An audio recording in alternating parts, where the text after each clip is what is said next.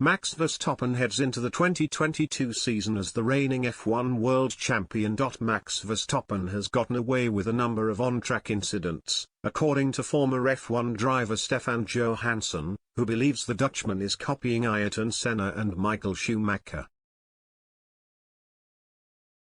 When the Dutchman burst onto the scene in F1 back in 2015 at the tender age of 15, Verstappen quickly built up a reputation for his aggressive driving style. His rivals on the track would often criticize Verstappen for overstepping the mark on occasions.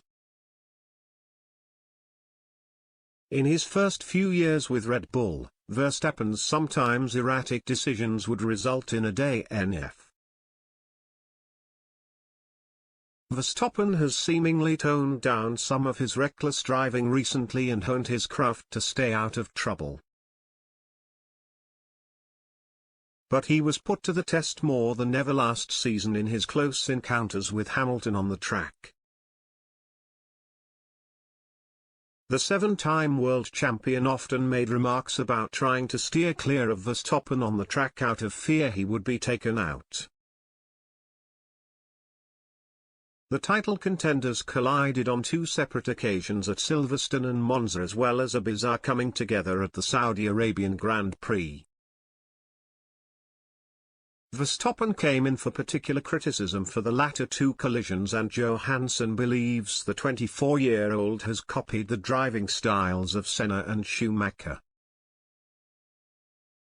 He wrote in his blog, "The issue we have right now on track is that Max has taken the Senna playbook and the Schumacher playbook to a whole new level." While Johansson feels that most drivers on the grid have plenty of respect for one another, he doesn't feel as though those who do go beyond the limits currently get punished enough. F1 officials brought in new regulations a few years ago which extended the run-off areas of certain tracks, which Johansson believes has caused more confusion than anything else. "Generally, I think there's a good code of conduct between the drivers," he added. Most of the current crop of the new generation of drivers are racing very clean but hard. There's been some really great battles this year, but they're not at the front and therefore it goes unnoticed for the most part. No one cares about the guys in 5th or 6th place. I don't have a lot of optimism for the changes from the officials. Every year decisions about driving standards and enforcement are getting worse, more and more muddy with more grey areas. If Max can get away with what he's gotten away with in certain cases this year, then like Leclerc said, okay, fine. If that's how we're going to race, then that's how we have to race. However, a lot of these incidents would automatically be avoided if they changed the design of the tracks and got rid of the huge runoff areas we currently have on nearly all the tracks. This sanitization of the tracks has brought on more problems than the ones they were trying to solve in the first place. It's ironic that we don't seem to have anywhere near the number of incidents in Monaco, for example, where the track limit is basically the guardrail.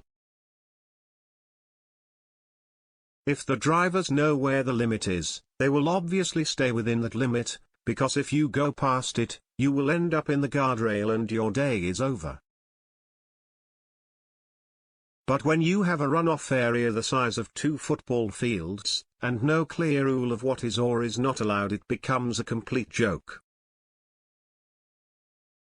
Seemingly it's okay for anyone to go past the track limit on the starts, for example. Likewise, it seems okay to not even attempt to turn until you're actually on the white line or even past it, when you're fighting for position. It's then up to the guys in race control to decide what is right or wrong. It's a horribly flawed system and there must be a way to avoid this going forward.